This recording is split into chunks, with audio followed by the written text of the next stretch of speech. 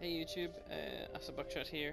Going to talk a bit today about Crucible weapons. I've been getting a couple of requests in my comment box about telling people about Crucible gear that I actually use, especially for Trials of Osiris. So in this video I'm just going to go through what I would actually run in Trials of Osiris and a little bit into regular Crucible as well.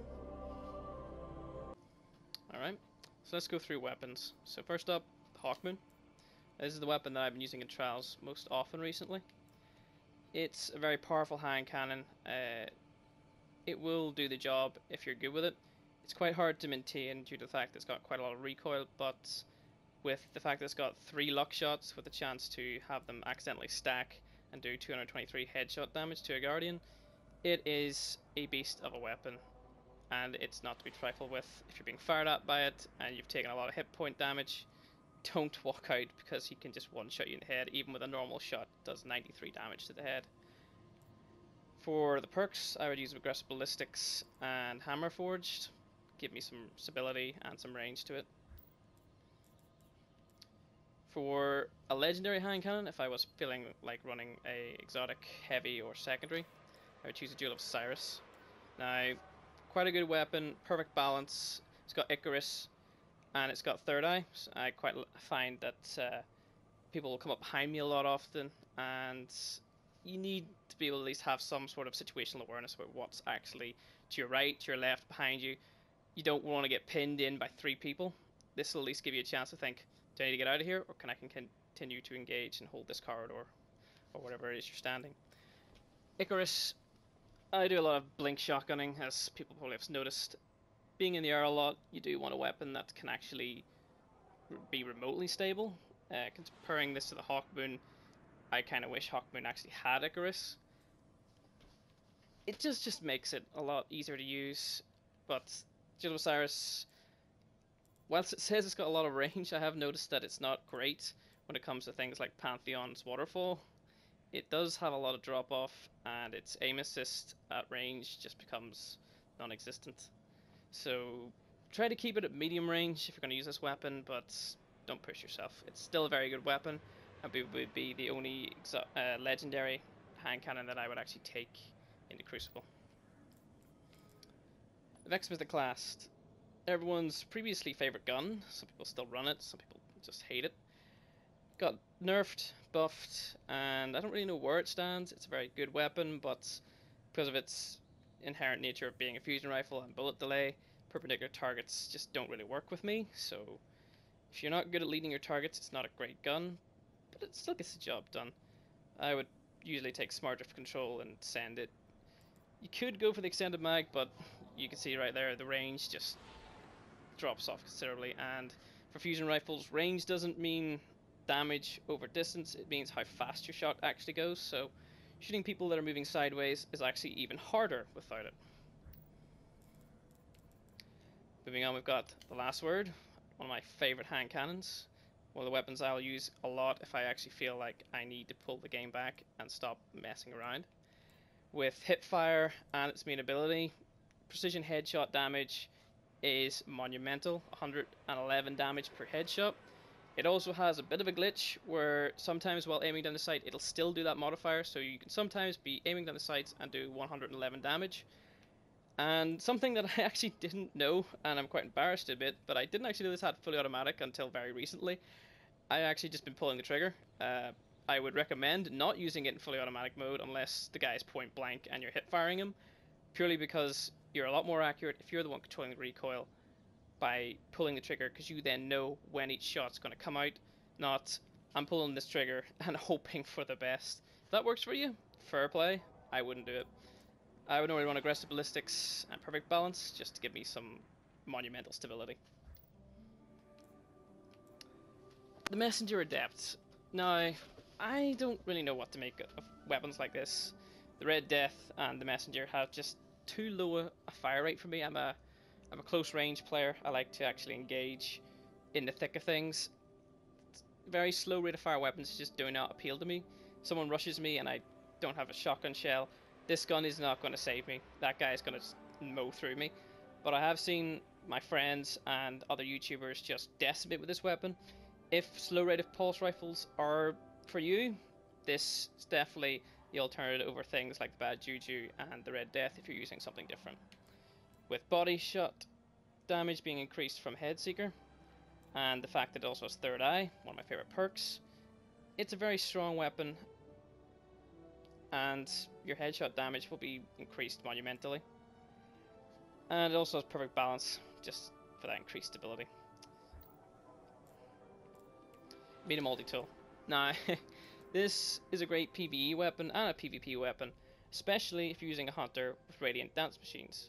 This thing makes you move very fast, and if you use Arc Blade, I have actually noticed my Arc Blade moves a lot faster, and it's very hard to get shot with this weapon purely because side-to-side strafing, it's harder for their aim assist to actually hit you. So if you go left, right, left, right, left, right, their aim assist is not going to be tracking you very well, especially if you're using Radiant Dance Machines. This weapon is very hard to beat if you are very good with it. Some of the best players in the world who are snipers will actually run the Meter Multi-Tool because they know this is the weapon that they can get out of a lot of problems with. You can get away from things, and you can engage targets that probably are using a Thorn against you, and it's quite funny to beat a Thorn with this. And you can get away from supers such as Arc Blades or Titan Smashes a little bit easier. You never want to go for the other two perks. You always want Lightweight. Gives you the massive agility boost along with its main agility boost. And I would use soft ballistics on it just because I like my range, to be honest. Now, Gideon's Demise is one of the other types of scout rifles I would choose if I wasn't using the Meter Multi-Tool. I'm not really a big fan of scouts, but the Scholar and the Gideon's is really just the only ones I would choose.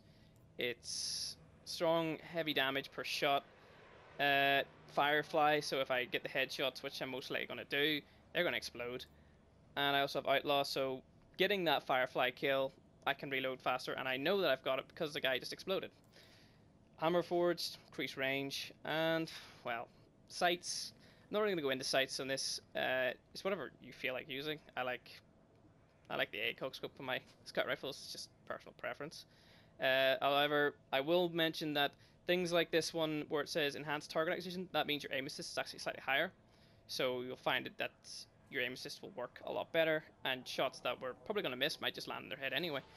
So be aware of just the alternate effects that your sights can do besides things like increased stability or increased reload speed.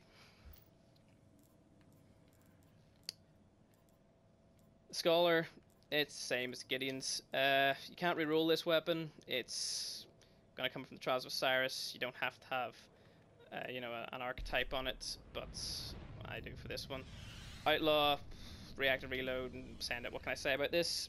It's fun to use. 73 headshot damage. Doesn't make people explode, so it's not my weapon of choice, but if you like using it, fair enough. Universal Remote, the alternate shotgun if you're out of shotgun shells. I used to love this weapon. I really don't like it anymore since the update. I think it's lost something, but that's just me. I know that a lot of my friends still use it and still love using it and decimate with it. I can't. I find that I end up only slightly damaging people, and I don't like that. It's a very strong weapon. If you've got one, give it a try and see what you like. Soft ballistics and hammer force is what I run on this weapon. Gives it the most range it possibly can have. You don't really want to use any shotgun that doesn't have some sort of range boost. I'll go into shotguns a bit later, but you always want maximum range no matter what you're using. And everyone's favorite, the Thorn. Now, I'm not going to go into this weapon, quite simply because everyone and their mother uses this weapon. I'm pretty sure you guys, watching this video right now are already fully aware of this and have their own setups with the Thorn, so I'm not really going to go into whether you like perfect balance or send it. It's personal preference. You want the range, stability, and whatever barrel you want. Hate this gun. Hate it with a passion. Spent many months of the game never leveling it, never using it, but eventually you just got to go with the flow, especially when Trials or Osiris are around. Sometimes being the absolute noob pays off. One thing I should also mention, like any weapon or ability that lays a burn on a target, you can follow what the person is doing through the little 7 ticks that come off of his health every time he gets hit by the burn. My most recent Trial of Osiris video, Trials of Osiris Day 8.5, the first game, you will see I fire a firebolt grenade at an enemy which has Viking Funeral. Now that tick of 7 just follows him behind the wall, allowing me to jump up and just put one Hawkwind round straight into his chest, because I know exactly where he is and I know how much damage he's probably taken from all of that. Do never underestimate the ability to wallbang someone with this, and what used to be happening before armor piercing rounds and sniper rifles got patched, you could literally snipe someone through the wall by watching where that tick was. Never underestimate the ability of burn on someone, but it's still cheap as all hell. Okay, let's move on to secondaries. Now, spend a bit of time on sniper rifles. You just gotta do this, unfortunately. I know it's one of the most newbie tactics you could ever do, but everyone, everywhere, should at least have one sniper rifle, be it an old LDR or an Effernet Spear with final round. Now, I'm not going to go into whether DLCs have made these perks redundant or not. I'm just going to say what my weapons have. Mine has final round, purely just to defeat other final rounds. It's just an overpowered perk. I don't really think I need to go into it. I think we've all been shot by it too often to bother talking about how overpowered it is. For another perk from back in the day, before things like hidden hand were available, unflinching. So if you get shot, your aim is not going to go up as high as it usually would, because unflinching is active. It just means that if you are using your final round, you're more likely to hit the guy if he's shooting you. It's basically the ultimate in noobish final round tactics to have both of these perks, but, you know, what am I going to do? I have Sol. I've heard a lot of good things about this sniper rifle. I don't like it purely because its impact on body shots is 100, which is pretty poor. But if you like the new sniper rifles, this is one of the ones I keep hearing of good reviews. It also has unflinching and armory of 1, so grenades and melees come back a lot faster if you're getting kills with this when your teammates aren't helping you. I've seen my friends go on insane kill sprees with this sniper rifle, so if you like it, you know, fair play, go ahead and use it. Sniper scopes, I'd always choose a very low zoom one. This high zoom one's just, I don't know why you'd use it, but if you like using high zooms, fair enough. Maybe you like the shape of a high zoom one. For an exotic, yeah, Patience in Time and Icebreaker. Patience in Time, you go invisible. Your red dot is still going to appear when you're aiming down the sights, so just be aware of that. Field Scout, you've also got Custom Optics, which is the only gun in the game where that will actually make the zoom a lot lower, compared to the fact that this weapon actually has quite a massive zoom on it. But it is quite high on the aim assist scale, and I mean, when this game first came out, I used to shoot people off pikes and interceptors with it. It's actually that good of a kind of a weapon, you know. Lord of Wolves. Now, if you've been lucky enough to get an Elder Sniper to drop and you chose this weapon, I quite like it. It is very powerful and does damage at quite a range. Now, a lot of people say perfect balance. I don't agree with this, purely because, wow, look at that, you know, awful stability without it, and look at it with it. It doesn't matter. This gun doesn't actually move very much when you fire it. So if you're aiming down the sights or you're hip firing, you know, that's not going to do anything. Especially the fact that hip fire is a perk on this weapon. What you want is extended mag. It won't give you more reserve ammo, but it just means that you can fire at least 2 more bursts out of your shotgun. Devil's Touch, the range of that is actually quite small.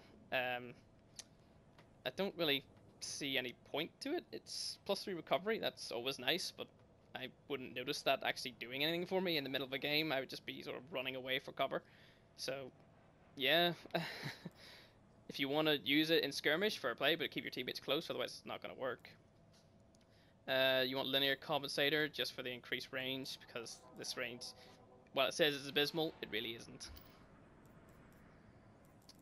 Right, now for the actual proper shotguns, my favorite weapon in this entire game. I'll go off with the Found Verdict, one that you'll see a lot. I don't really understand why it's used a lot. It's a very powerful shotgun, but it isn't one of those ones that has shot package or the ability to re-roll it, so I'm not really sure why it's so overly used. Maybe it's because it's quite a relatively common drop in Vault of Glass. I don't really know. I can't fault the weapon. The weapon is actually very strong, fully automatic with a very high rate of fire, and it's also got final round. So you always know that the last shotgun shell in this clip will do insane damage. And there's been times where I've had a final round shotgun, where I've been in the thick of it, fired off all my shells, enemies just keep coming in, and I've just been loading one shell, firing, loading one shell, firing. You're just dropping them.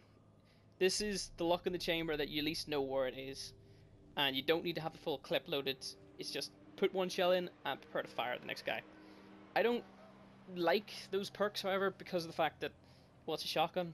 If you are close enough to get a one-shot kill anyway, and that was your luck shot, it doesn't really matter. Yeah, it's going to do more damage, but he was going to die anyway. So I find that things like that are just a waste of a perk. But if you like it, okay, fair play. If it saves your life, because you're at the maximum range of your shotgun and it kills a guy, I can't really fault that. This is the kind of perk, however, I would prefer over final round, which is who's next. Basically, like I said, been in the thick of things, and I've loaded one shell and fired it, and I'm out of ammo again. Well, if I get the kill with that shell, my reload speed is now just doubled. So I can get all my shells back, and I can get back in the fight, especially if there's multiple people coming in, and I need to kill off 2 people, simultaneously. I don't want to be trying to load a shotgun shell. Can't really get these perks, I don't think, anymore, purely because of the way the new DLC's been set up, but definitely Hammerforge doesn't exist anymore, as we all know. It's been replaced by a third perk, which does other things, which I'll get to later on. But if you do have these old shotguns, Hammerforge was only the way to go. But that only really comes into play anymore now with the old style Fellwinter. Now this is quite literally the setup for a Fellwinter. If you have one of those old ones that you need to get, it does have Who's Next, it has Hammerforged, and has Shot Package. But above all else, it has Field Scout. Now what does Field Scout do? If before you load into a game you stick on Field Scout, your magazine goes up to 7. But Field Scout also increases reserve ammo. So instead of starting each game with what you normally would, 6 plus 1 reserve, you start with 7 in a mag plus 7 reserve. So you start with 14 shotgun shells. Things like Rumble, if you've ever watched some of my older videos, you'll see me doing that a lot. You start off with 14 shotgun shells in a game mode where there's 3 ammo boxes and everyone's fighting each other. You need as much ammo as you can possibly get. This, to me, is the god tier type Fellwinter. If you've got other suggestions, put them in the comment box, but this is the one that I would choose purely because it's got the maximum range, it's got an ability which gives you increased ammunition, and if you're in the thick of things, you get the reload speed. Not too much of a problem because it's a 6-round magazine, but there's always that time where it happens, and things like final round, it's a 6-round magazine, it takes quite a lot of time to get to that final round, so Who's Next? Probably a better alternative. Now, for the new shotguns that have come into this game, if you've been lucky enough to get either of these weapons, the Matador 64 or the Party Crasher +1, literally the same as before. You want either final round, Who's Next, or shot package. For these other perks down here, reinforced barrel, small bore, or rifle barrel, they all do different things, but they all give you the increased range you want. Things like reduced stability, it's a shotgun. You don't need increased stability, it's just going to fire a shell, and the time it takes for you to be able to pull the trigger again anyway, you'll probably reacquire the target, or you'll have killed him, because it's a shotgun. And the Matador 64, now, I was using this a lot in Trials of Osiris, and I actually have to say, this is now my preferred shotgun of choice over the Fellwinter, purely because of this little perk here, knee pads. Now, the ability to slide further is very good for my playstyle, especially if I'm using my Hunter class with Arcblade, because I will use the perk Backstab. A Backstab does critical hit damage in the back, doing about 384 damage if you get the Backstab in and the hitbox is correctly assigned. There's been several times where I've slid past a guy, swung around and knifed him. I didn't even have to fire the shotgun shell. Now, trading a simple melee over a shotgun shell wins my books any days. Shot package and rangefinder are the other perks you do want on them. Shot package increased cone of spread, decreased cone spread, so that your shotgun shell will do condensed damage on a target. More likely, all the pellets will hit the guy and kill him at longer ranges. As we all know, shotgun damage decreases over range, so the more pellets hitting target, doing maybe about 15 damage, the more likely you're going to kill the guy. Rangefinder, it just means that your spread is going to be normal, but your damage is going to be a lot stronger when you get to maximum range compared to something that did shot package, where eventually it will get to its maximum range and do 1s, 2s, and 3s, which isn't going to do anything to the guy unless you're getting some headshots with it. But that's basically it for the shotguns. Okay, last but not least, heavy weapons. So let's just go into light machine guns first. Corrective measure. This is an LMG that I would actually use a lot in Rumble nowadays. It's 100 round magazine, so you get a lot of ammunition straight off the bat. It's quite powerful, about 38 damage per shot, and it's quite accurate, considering the fact that you would think high rate of fire, not very accurate, but it's an ACOG scoped LMG that has field scout, surplus, and persistence. So if you're shooting at multiple targets and you're just holding down the trigger, it's going to get more accurate anyway. So, and having a 100 round mag, you don't really have to worry about wasting ammunition, purely the fact you've got a lot of bullets and you can allow the persistence to actually trigger so that you are hitting them. But at close range, the recoil is not bad enough anyway to cause you to miss. It's more at medium to long range, but it's still highly accurate even without persistence. If we're going to go into, however, stronger LMGs, I would recommend BTRD, if you still have one, and against all odds, or the Jeweler's Hammer. Now, there's, again, two perks that you really want, and that is rangefinder and crowd control. Now, crowd control, if you guys remember, every time you get a kill, you get a small damage bonus for your next, couple of kills, for next, 3 seconds or something like that. So, if you're engaging multiple people, you get a nice wee damage bonus. This was my LMG back in the day, against all odds, with crowd control and rangefinder. Very strong, very powerful. Field scout giving you quite a lot of ammunition. It's a 3-shot headshot kill. So if you can imagine 50 rounds plus another 24 in reserve, that's a lot of people to kill if you're accurate. It just did the job you needed to do. Things like the Jeweler's Hammer will also do that. So very strong, very powerful. Jeweler's Hammer was basically the Iron Banner version of the Against All Odds. And the newest gun, BTRD, very powerful, much like the other two. Rangefinder and counterbalance, are very strong perks, increase stability very heavily. I wouldn't bother with the third perk in any LMG tier nowadays, purely because they're going to decrease something that you don't want. For example, range. I don't want to decrease my range in an LMG. I want to do the maximum with my rangefinder, and it doesn't need any more stability. Maybe if the LMG you're using actually does require its third perk, maybe you've got a good third perk. I don't know. You might want to think about using it, but I wouldn't for a weapon like this. It's perfect on its own.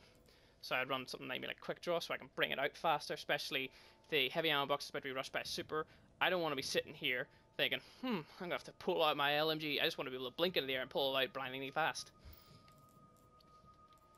Now, if you want to go for high rate of fire LMGs, back in the day, this was the LMG of choice for me anyway. The MG 18A Harm's Way with counterbalance, perfect balance, crowd control. Now this thing did not move. At high rate of fire, it was near enough pinpoint accurate with little to no recoil, purely because these two perks just made it so it didn't move. With a 54 round magazine base, it's quite a lot of ammunition. It's about maybe 7 bullets to kill, and that's just, if some of them miss. It was a very, very powerful LMG, and I still use it sometimes, but not compared to what I would normally run in Trials of Osiris, which would be rocket launchers. So for rocket launchers, we've always got tomorrow's answer. This is basically if you have nothing better to roll. this will come out at some point in Trials of Osiris, either from one of the packages you turn in, or if you bought it when it was available from the Disciple guy. Now, Tripod and Proxy, very, very good strong perks. Tripod, you get 3 rockets in your magazine. There's not much more you can say about that. And that means you always know that you have 3 rockets automatically straight off the bat, so you just pick up that box. Cloning Cartridge was what I used to run on my Radagast Fury. It was a very nice perk when it triggered, giving you an extra rocket out of thin air and a 2 rocket magazine. But I always found it very unreliable, and sometimes I would play 5 games in a row where it just didn't ever trigger. So I scrapped that for Tripod and Proxy. Now, my preferred rocket launcher over anything would be the SHAREfactory, purely because its blast radius is quite high, it has Tripod, it's proxy damage, and the roll I have on it give me Warhead Verniers and Snapshot. Perfect Balance and Flared Magwell are not needed on a rocket launcher, especially one that has Tripod, purely because of the fact that you've got 3 rockets in it. If you're using a pair of boots or a chest piece that gives you heavy ammo increase, you're only going to get 1 extra rocket, so it's a 3-round mag with 1 reserve. If you're not using it, you'll just get 3 rockets straight off the bat, and you don't have to reload at all. Depending on your armor choice, if you want that extra rocket or not. Maybe your perks give you special ammo instead of. It's really down to what you're wearing, but for things like Flare of Magwell, just not useful. Something like being able to aim it faster, so you can actually find out, are you going to hit a wall, or are you going to miss the target? Especially if he's airborne, you want to be able to actually aim and fire. Now, everyone should never leave home without their Galahorn.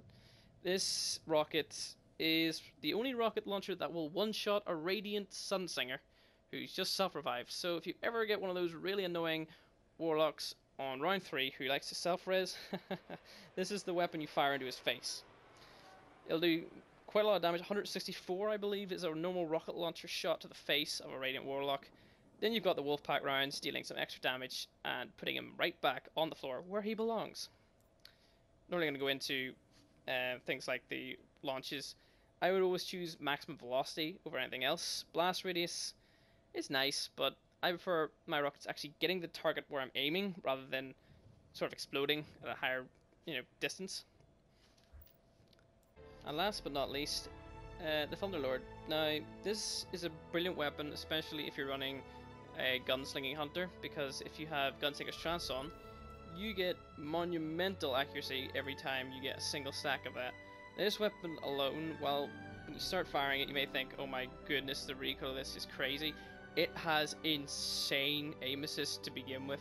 I have killed people with headshots from across the map on Blind Watch with it. This weapon's aim assist cannot be, underestimated in any sense. It is the best weapon for a gunslinging hunter purely because it has the ability which makes it near enough pinpoint accurate in terms of recoil if you get a 3rd stack of it. It doesn't really actually have much recoil back then anyway once you get 3 stacks, but it's just a brilliant weapon with the ability to have Field Scout on it, giving you 60 rounds in a magazine. The fact that its main ability is it starts to fire faster, and its hidden ability of making people explode in electrolyting goodness is amazing. I mean, I couldn't fault this gun if I tried.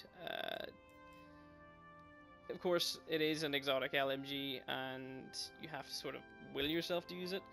It's more of a Crucible rather than Trials of Osiris weapon. I would never trust LMGs in Trials of Osiris, always rocket launchers all the way. But in PvP for, control or clash, it's a very fun weapon to use, and you can get some insane streaks with it, purely because it just annihilates people. And that's it for weapons. It's been AcidBuckshot. Hopefully you've maybe learned a thing or two about weapons, and maybe you've got a couple of things to tell me, I don't know. Any suggestions or comments, in the comment box below. Hope you enjoyed this, and see you on the battlefield.